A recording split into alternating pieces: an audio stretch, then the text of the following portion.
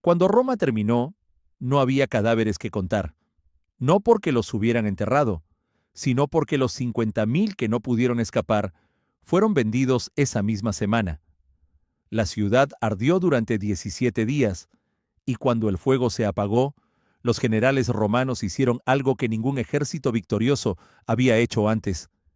Demolieron lo que quedaba, piedra a piedra, durante 3 años más. No destruyeron Cartago porque la odiaban, la destruyeron porque le tenían miedo incluso muerta. Cada texto que existe sobre Cartago fue escrito por sus enemigos. No hay una sola línea cartaginesa que haya sobrevivido. Lo que crees saber de esta civilización es exactamente lo que Roma decidió que supieras. Y Roma mintió sobre lo más importante. El hombre lleva 3 días sin dormir cuando desembarca en Gades. No por miedo, por cálculo. Amílcar Barca acaba de firmar la paz más humillante de la historia de Cartago. Sicilia perdida, Cerdeña cedida, 120.000 talentos de plata en 20 años, y ahora está de pie en la costa más occidental del mundo conocido, mirando un continente que nadie ha explotado en serio. Sus soldados lo siguen porque llevan 4 años sin cobrar, y él prometió algo que ningún general cartaginés había prometido antes. Les pagaría con lo que encontraran aquí, no con lo que el Senado enviara desde Cartago. Ese detalle lo cambia todo, y nadie en la ciudad lo vio venir. El año es 237 antes de nuestra era. Cartago lleva 5 siglos siendo la ciudad más rica del Mediterráneo occidental. No porque tuviera el mejor ejército, siempre contrató a otros para combatir, sino porque controlaba las rutas. Fenicia había fundado aquí una colonia comercial, y esa colonia había devorado silenciosamente a su metrópoli. Su poder no era militar, era financiero, era logístico, era la capacidad de aparecer antes que cualquier rival en cualquier puerto del Mediterráneo y ofrecer exactamente lo que ese puerto necesitaba. Ese modelo funcionó durante 5 siglos, hasta que Roma dejó de necesitar comprarles nada. Lo que Amílcar encontró en Hispania no fue oro, fue plata. Minas tan ricas que los romanos, décadas después, cuando finalmente las tomaron, las explotaron con 40.000 esclavos de forma simultánea, y aún así, tardaron generaciones en agotarlas. Con esa plata, Amílcar hizo algo que el Senado cartaginés nunca hubiera aprobado si se lo hubiera pedido. Construyó un ejército profesional que le debía lealtad a él, no a la ciudad que supuestamente lo enviaba. No era traición, era supervivencia con otro nombre. Y el Senado lo sabía, porque el Senado cartaginés, 100 familias mercantiles, que gobernaban Cartago desde hacía 3 siglos, había firmado la paz con Roma por razones que ningún soldado podía entender. La guerra costaba, la paz también costaba, pero el dinero de la paz iba a Roma en tributos y el comercio seguía fluyendo. Para el Senado, perder Sicilia fue un ajuste contable. Para Amílcar, fue una traición que exigía respuesta. Aquí está la grieta, no en los muros, en la sala donde se tomaban las decisiones. Cartago no era un estado unificado. Era una negociación permanente entre 2 facciones, que compartían el mismo nombre y poco más.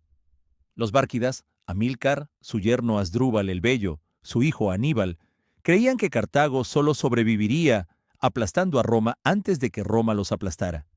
El Senado creía que sobrevivirían si nunca le daban a Roma un motivo suficientemente grande para destruirlos. Ambas facciones tenían razón. Eso es lo que hace la situación imposible. Mientras Amílcar funda Acra Leuca en el sureste ibérico, mientras extiende el control cartaginés hacia el norte y el interior peninsular, mientras forja alianzas con tribus iberas cuyos hijos combatirán en Italia 2 décadas después, el Senado en Cartago revisa cuentas y comprueba que los números mejoran. Lo que no calculan es que Amílcar no está construyendo una provincia para Cartago, está construyendo un estado dentro de un estado, y en esa base hay un niño de 9 años que su padre lleva a todas partes. El niño pide ir a Hispania. Amílcar le pregunta si sabe lo que significa la guerra. El niño dice que sí. Amílcar le pone una condición. Si vienes, juras ser enemigo de Roma para siempre. El niño acepta. Ese juramento, frente a ese altar, Es el instante más costoso de toda la historia cartaginesa. No porque Aníbal no lo cumpliera, sino porque sí lo cumplió, completamente, hasta el final. Y eso destruyó Cartago más eficazmente que cualquier legión romana. Lo que ningún texto romano menciona es lo que había en ese altar. Los romanos escribieron que en Cartago los sacerdotes quemaban niños vivos para complacer a sus dioses, que el Tofet, el recinto sagrado donde se depositaban las urnas, era la prueba de una barbarie sin igual. Durante 2000 años nadie cuestionó esa versión porque nadie tenía con qué cuestionarla. Cartago no dejó textos, solo dejó huesos. ¿Quién tiene razón? ¿Quién quemó la ciudad o quién yace en ella?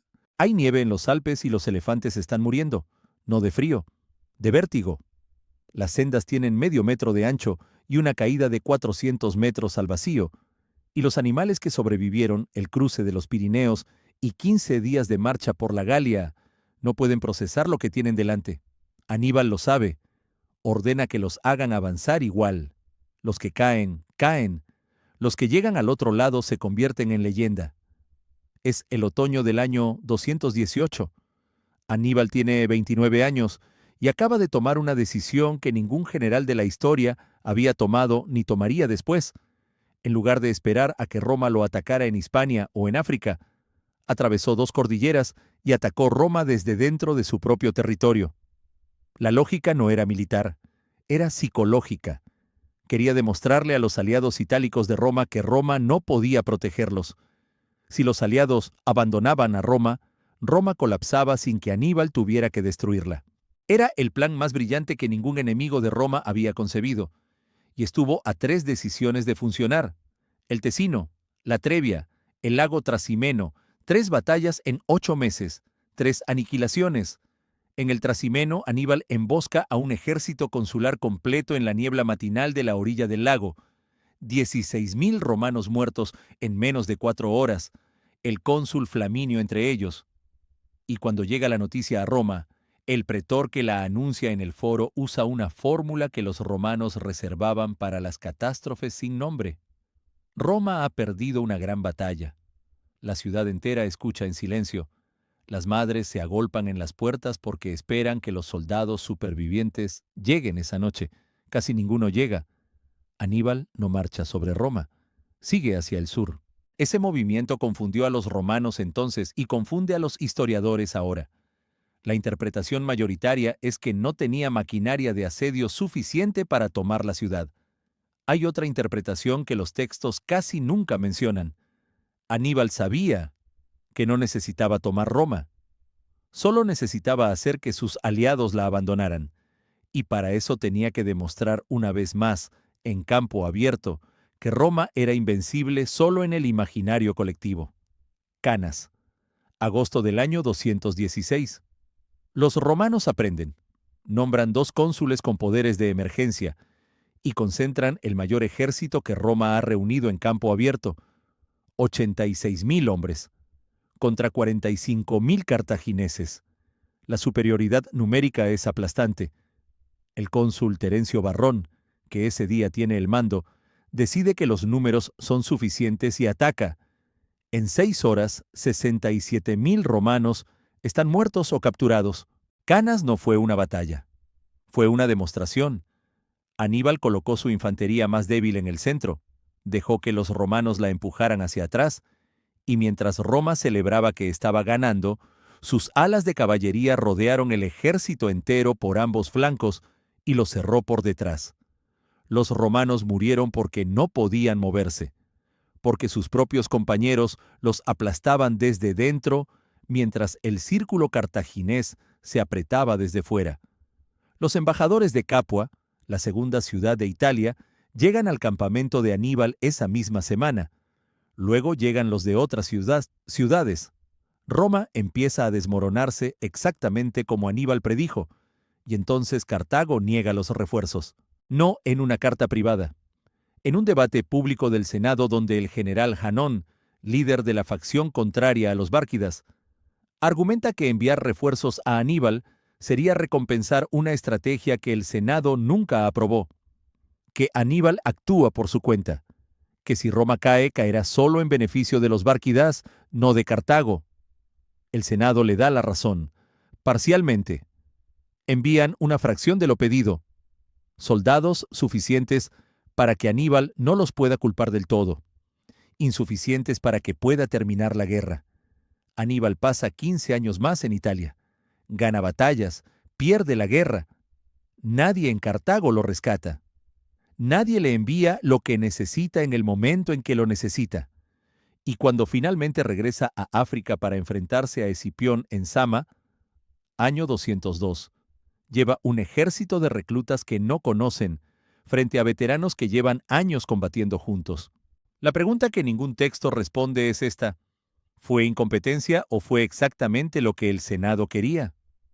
Para cuando leas esto ya sabes la respuesta, pero tu cerebro todavía no la ha aceptado.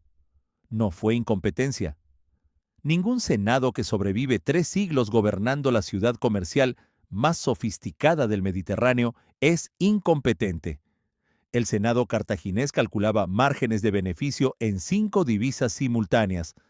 Mantenía redes de espionaje comercial desde Britania hasta el Indo, y había sobrevivido a 2 guerras púnicas perdidas sin que ninguna familia de las 100 que lo controlaban perdiera su posición dominante. Esos hombres no olvidaron enviar refuerzos a Aníbal, decidieron no hacerlo. Y la diferencia entre esas dos cosas es toda la historia. Observa la secuencia con los ojos correctos. Amílcar construye un estado dentro de un estado en Hispania. El Senado lo permite porque los ingresos son demasiado buenos para objetar. Asdrúbal el Bello lo sucede y firma el Tratado del Ebro con Roma sin consultar al Senado. Delimita una frontera de influencia cartaginesa de forma unilateral, como si Hispania fuera suya y no de Cartago. El Senado lo ratifica porque no puede hacer otra cosa. Luego llega Aníbal, 22 años, rompe ese tratado atacando Sagunto, ciudad bajo protección romana, y lanza una guerra de alcance continental, sin pedir permiso a nadie. El Senado lo condena públicamente, luego lo respalda a medias cuando Roma exige su entrega, y finalmente observa cómo su general más brillante atraviesa Europa con un ejército que responde solo a su nombre. Lo que el Senado vio no fue a su campeón atacando a su enemigo, vio a su rival interno acumulando una legitimidad que ningún voto podía contrarrestar. Si Aníbal volvía victorioso de Roma, Cartago dejaba de ser una república. Punto. Un general que ha aplastado al ejército más poderoso del mundo conocido, que tiene aliados en toda Italia, que ha demostrado en 3 batallas consecutivas que su criterio supera al de cualquier senador, no vuelve a casa a sentarse en una comisión de cuentas. Vuelve a casa a gobernar. Y si gobierna Aníbal, las 100 familias que llevan 3 siglos decidiendo quién comercia con qué y a qué precio dejan de decidir cualquier cosa. El Senado eligió perder la guerra, conscientemente, metódicamente. Eso destruye la narrativa que Rome construyó durante siglos, la de Cartago como potencia beligerante, obsesionada con destruir a sus vecinos. La realidad era más retorcida y más humana. Cartago estaba demasiado ocupada destruyéndose a sí misma. Aníbal no fue derrotado en Sama por Escipión, fue derrotado en los pasillos del Senado cartaginés, una década antes de Sama, por hombres que nunca tocaron una espada. Y aquí es donde el tercer hilo empieza a tensarse, porque el mecanismo que el Senado usó contra Aníbal, la negación de recursos, el aislamiento deliberado, el dejar que un adversario se agote solo, es exactamente el mismo mecanismo que Roma usaría contra Cartago entera 2 generaciones después, no como venganza poética, como estrategia aprendida. Los romanos estudiaron a Cartago con la minuciosidad de quien planea heredar lo que destruye. Sama no fue el final, fue el contrato. Escipión impone las condiciones de paz en el año 201. Cartago entrega su flota de guerra, reduce su ejército a lo mínimo defensivo, paga 10.000 talentos de plata en 50 años y... esta es la cláusula que nadie lee con atención. No puede declarar guerra a ningún país sin permiso previo de Roma. No puede defenderse sin pedirle autorización a su enemigo. Es la arquitectura legal de una destrucción planificada. Roma no terminó la guerra en Sama. La puso en pausa, y Aníbal lo entendió mejor que nadie. Exiliado, perseguido de corte en corte desde Éfeso hasta Bitinia, Aníbal pasó los últimos 20 años de su vida intentando convencer a reyes orientales de que Roma no se detendría hasta que no quedara ningún rival posible en el Mediterráneo. Ninguno le creyó del todo. Cuando el rey de Bitinia estaba a punto de entregarlo a los embajadores romanos, Aníbal tomó el veneno que llevaba consigo desde años antes. Tenía 64 años. Llevaba más de la mitad de su vida en el exilio. Su ciudad seguía existiendo, desarmada y tributaria en la costa africana. Le quedaban exactamente 36 años de vida a Cartago, y el hombre que más claramente había visto lo que vendría no estaba allí para decirlo una última vez. El año es 164. Cartago paga sus tributos con puntualidad matemática. No tiene flota de guerra. No tiene ejército permanente. Su muralla existe porque los tratados de paz no prohibieron expresamente los ladrillos, pero todo lo que había detrás de esa muralla, el poder, la ambición, la capacidad de proyectar fuerza más allá de sus propias calles, lleva décadas muerto. Cartago en 164 es una ciudad mercantil próspera, desarmada por tratado, vigilada por Roma, y suficientemente rica como para pagar cada cuota de su deuda de guerra sin que ninguna familia cartaginesa notara el esfuerzo. Roma lo nota. Eso es el problema. El Senado romano recibe cada año los reportes de sus observadores en África del Norte, las cosechas cartaginesas, el volumen de sus exportaciones, la densidad de sus mercados. Y lo que esos reportes dicen año tras año es que Cartago se recupera. No militarmente, eso Roma lo controló. Comercialmente, la ciudad que debería haber colapsado bajo el peso de la deuda de guerra está, en cambio, liquidándola antes de plazo.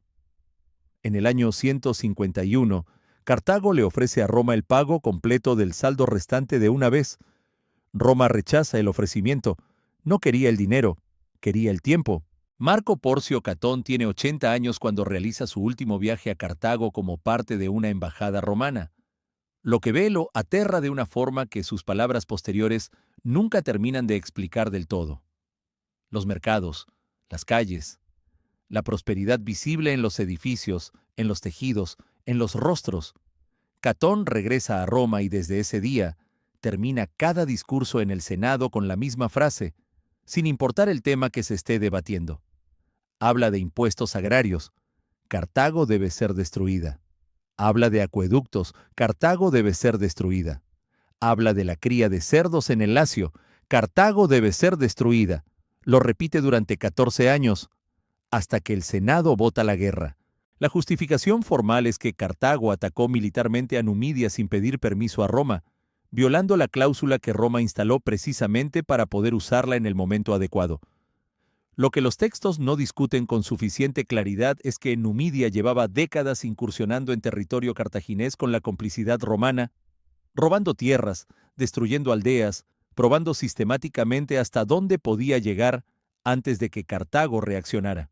Roma había construido la provocación con paciencia de décadas. Cartago reaccionó. Roma lo llamó agresión. El año 149, las legiones desembarcan en África. Lo que ocurre en los 2 años siguientes no tiene nombre apropiado en ningún idioma. Roma no atacó de inmediato. Primero negoció. Le pidió a Cartago que entregara 300 rehenes de las familias más importantes, hijos, primogénitos, como garantía de buena fe. Cartago los entregó. Luego Roma exigió que entregara todas sus armas. Cartago las entregó. 200.000 armaduras, 2.000 catapultas, todo lo que quedaba de una capacidad defensiva ya mínima. Y entonces Roma reveló la condición final, la que no había mencionado hasta ese momento. Cartago debía abandonar su ciudad y reubicarse al menos a 15 kilómetros de la costa. Una ciudad cuya identidad completa era el mar. 15 kilómetros al interior. El Senado cartaginés tardó 3 días en responder. La respuesta fue no. Por primera vez en generaciones, las dos facciones que habían destruido a Aníbal desde dentro votaron juntas. Fundieron las estatuas de bronce para hacer armas. Las mujeres cortaron su cabello para trenzar las cuerdas de las catapultas. Cartago, desarmada, sin flota, sin aliados, se preparó para resistir el ejército más eficiente del mundo conocido, con lo que podía fabricar en sus propias calles. Resistió 3 años, no porque tuviera opciones militares reales, sino porque sus habitantes sabían exactamente lo que les esperaba si las puertas se abrían. Cuando las legiones de Escipión Emiliano entraron finalmente en el año 146, los combates continuaron calle por calle, casa por casa, piso por piso. Los cartagineses retrocedían hacia la ciudadela interior, derribando las escaleras detrás de ellos para ganar horas. El fuego comenzó antes de que Roma lo ordenara. Duró 17 días. Escipión Emiliano observó el incendio desde una colina. Su secretario escribió que el general lloraba mientras miraba, que citó a Homero: «Algún día perecerá también la sagrada Troya». No lloraba por Cartago, lloraba porque reconocía el patrón y sabía que Roma estaba en él. Vuelve al principio. Ahora mira con los ojos correctos. Todo lo que acabas de escuchar, cada batalla, cada decisión del Senado, cada traición, cada llama, llegó hasta ti filtrado por una sola fuente: Roma. No hay versión cartaginesa porque Roma se aseguró de que no la hubiera. La biblioteca de Cartago, una de las más grandes del mundo antiguo, fue distribuida entre los reyes bereberes aliados de Roma cuando cayó la ciudad. Ninguno de esos textos fue recuperado jamás. Lo que no ardió fue dispersado. Lo que fue dispersado desapareció. El silencio que quedó no fue accidental, fue diseñado. Y en ese silencio, Roma escribió todo lo que tú crees saber sobre Cartago. El Tofet. Vuelve al Tofet, esa trampa que quedó abierta en la primera parte. Roma describió el recinto sagrado cartaginés como el lugar donde sacerdotes con máscaras de bronce incineraban bebés vivos para complacer a Baal. Esa imagen se repitió durante 2000 años en cada texto europeo que mencionó a Cartago. Era la prueba definitiva de la barbarie cartaginesa, la justificación moral retroactiva de su destrucción. Si quemaban niños, merecían arder. Las excavaciones sistemáticas del Tofet en Cartago, iniciadas en los años 70 del siglo pasado y continuadas hasta hace menos de 2 décadas, encontraron algo que no encajaba con el relato romano.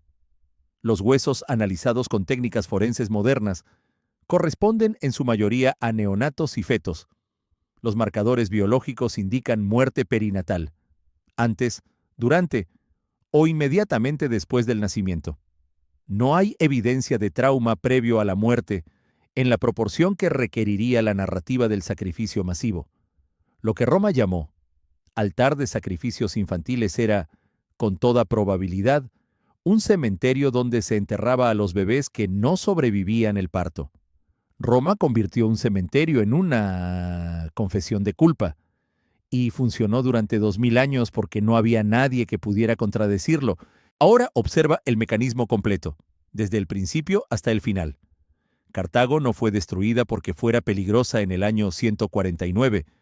Fue destruida porque había sido peligrosa 50 años antes y porque Roma no podía tolerar que existiera la posibilidad, no la certeza, la posibilidad de que volviera a hacerlo.